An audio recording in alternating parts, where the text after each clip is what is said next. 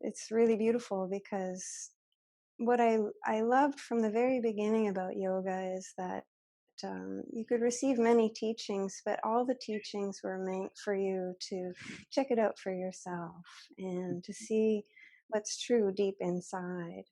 That's tricky too, because sometimes we have to get past ourselves in order to find something. And so that's also part of the things that you can discover in yoga, how to get past yourself in order to discover yourself.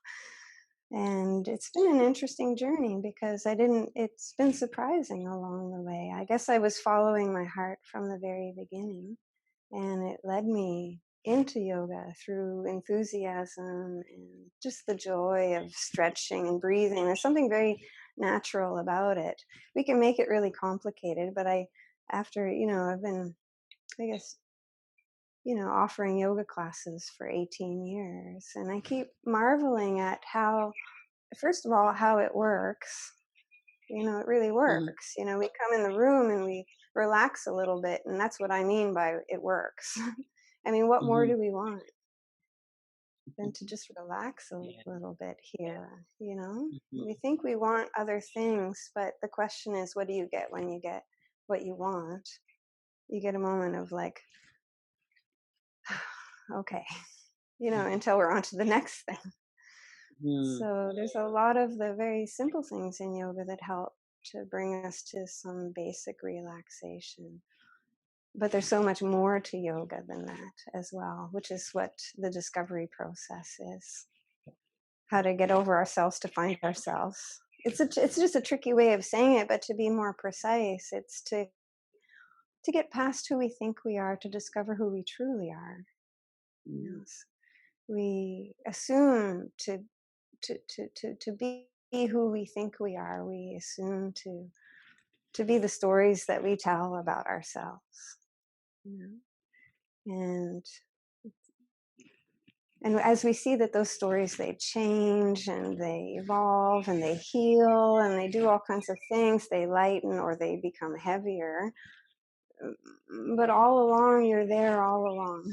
To actually take a step back from our story with compassion and gentleness, it can lead to some really deep questions. And what I love about this discovery process is that what we discover is actually good news. Yeah, it fosters the journey.